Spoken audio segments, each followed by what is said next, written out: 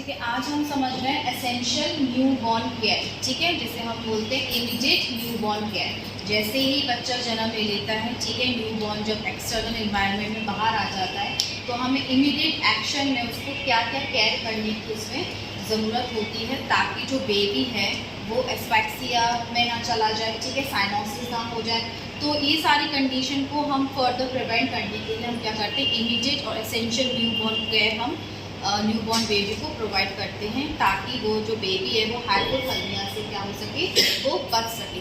ठीक है, जैसे ही मदर की जब डिलीवरी होनी होती है, लेबर रूम को हम पूरा सेटअप कर लेते हैं। ठीक है, लेबर रूम का हमें टेम्परेचर बिल्कुल नॉर्मल रखना होता है। ठीक है, 26 to 28 डिग्री सेंटीग्रेड, ये सारा कुछ हमें नॉर्मल करना है, ताकि जो बेबी है वो पूरा क्या है, वो हाइपोथर्मिया में ना जाए। तो इसलिए हमें बेबी का टेम्परेचर, रूम का टेम्परेचर, वो सारा कुछ हमें सेट करके यहाँ पे रखना होता है। ठीक है, तो एसेंशियल न्यूबॉर्न केयर का क्या मतलब होता है?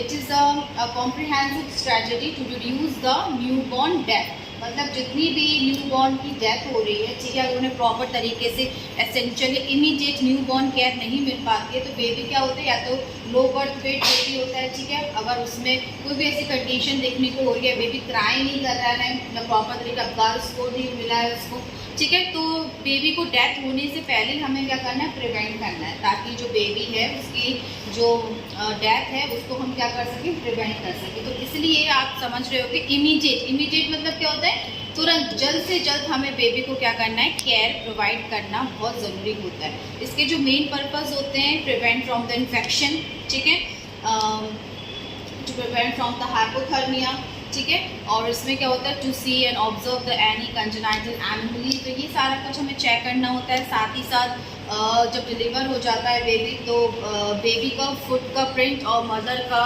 फिंगरप्रिंट, ये सारा कुछ हमें फाइल में करना होता है। आइडेंटिफिकेशन टैग बेबी का, ठीक है, बेबी किस टाइम पैदा हुआ है, उसका सेक्स, ठीक है, टाइमिंग उसकी, ठीक है, बेबी का वेट, मदर का नाम, फादर का नेम। तो ये सारा कुछ हमें क्या करना होता है, इमीडिएट न्यूबॉर्न केयर में हमें करना होता है। साथ ही साथ हमें क्या करना है, अगर बेबी क्राई नहीं कर रहा है तो हमें क्या करना होता है, बेबी को रिससिटेट करना होता है। ठीक है, रिससिटेशन करना होता है, सक्शनिंग करनी होती है माउथ और मुंह से, म्यूकस एक्सट्रैक्टर से, ताकि बेबी का क्राई होना बहुत ज़रूरी होता है। ठीक है, if the baby is not crying, that means बहुत क्रिटिकल सिचुएशंस आ गई है, की वजह से हमें बेबी को क्राई कराना बहुत ज़रूरी होता है। तो ये सारा कुछ क्या है, हमारा लेबर का है। ठीक है, अब जब बेबी हम डिलीवर होता है, second stage of labour, everyone knows कि एक्सपल्सेशन ऑफ द फीटस। फीटस का क्या होता है, एक्सपेल आउट होता है ना एक्सटर्नल इन्वायरमेंट में। ठीक है, जब सेकंड स्टेज में हम फीटस को बाहर निकालते हैं,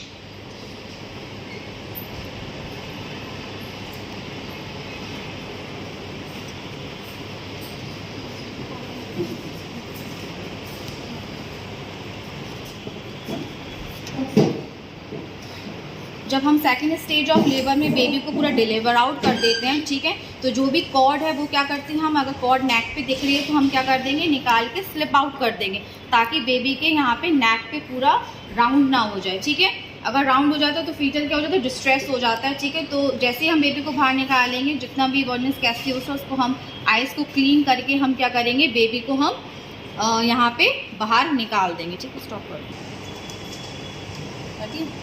ठीक है, जैसे ही हम बेबी को बाहर निकालेंगे तो हम इसमें क्या करेंगे, यहाँ ट्रे में हम बेबी को यहाँ पे प्लेस कर देंगे। ठीक है, और यहाँ पे जो हमने प्लासेंटा से जो कॉर्ड अटैच थी, हमने 2 आर्टरी फोर्सेप क्लैम्प करके हमने क्या किया है, वहाँ पे कट कर दी कॉर्ड को। हमने पल्सेशन स्टॉप होने के बाद 2 to 3 सेंटीमीटर का डिस्टेंस लेके हमने पल्सेशन को जब स्टॉप हो जाती है तब हम क्या करते हैं, कॉर्ड को कट करते हैं। ठीक है, और जो कॉर्ड कटने के बाद यहाँ पे आर्टरी फोर्सेप्स लगी रहेगी। ठीक है, तो इसके बाद हम क्या करेंगे, जैसे हम बेबी को डिलीवर करते हैं तो हम क्या करते हैं, शीट यहाँ पे प्लेस करते हैं। ठीक है, वार्म शीट इसलिए हम यहाँ पे मदर के एब्डोमेन पे प्लेस करेंगे, ताकि जो बेबी है उसको हम मदर के एब्डोमेन पे यहाँ पे रख सकें, और जो बेबी है वो हाइपोथर्मिया से क्या हो सके, बच सके। तो हमें जैसे ही डिलीवर हो जाता है, हमें बेबी को क्या करना है, माँ के एब्डोमेन पे यहाँ पे रखना होता है। ठीक है, ताकि हमें ये इसमें, ताकि माँ को क्या हो, यहाँ पे जो पेन है वो क्या हो सके, उससे रिलीफ हो सके। जो भी उसे उस ड्यूरिंग द लेबर उस टाइम उसे पेन हो रहा है, तो उस चीज़ों से क्या हो सकता है, वो रिलैक्स फील करती है। ठीक है, साथ ही साथ इसमें KMC भी प्रोवाइड हो रही है। तो स्किन टू स्किन कॉन्टैक्ट करना बहुत ज़रूरी होता है जैसे ही बेबी को हम डिलीवर करते हैं। सीधे हम क्या करेंगे, यहाँ पे मदर के एब्डोमेन पे रख देंगे ताकि जो मदर को है उसको पेन यहाँ पे रिलीफ हो। और साथ ही साथ हम क्या करेंगे, जो बेबी है उसको हम क्या करेंगे, माँ के ब्रेस्ट से यहाँ पे हम लगाएंगे ताकि हम चेक करेंगे उसकी रूटिंग, सकिंग, रिफ्लेक्सेस, ये सारा हम कुछ चेक करते हैं बेबी को, ठीक है। तो मदर का और बेबी का स्किन टू स्किन कांटेक्ट करना बहुत ज़रूरी है ताकि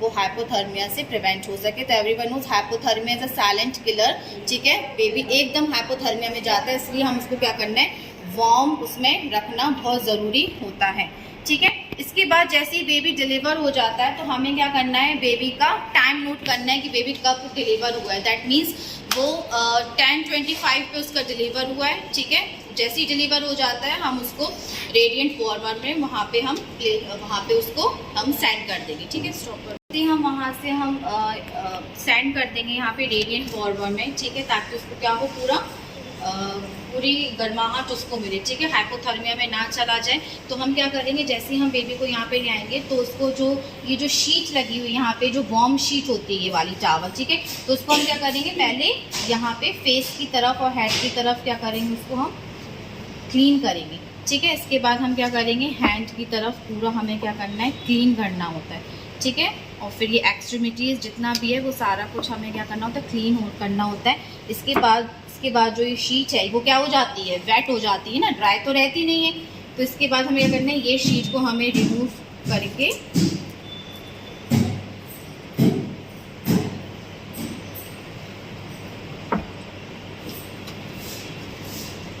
इसके बाद क्या करना है, हमें यहाँ पे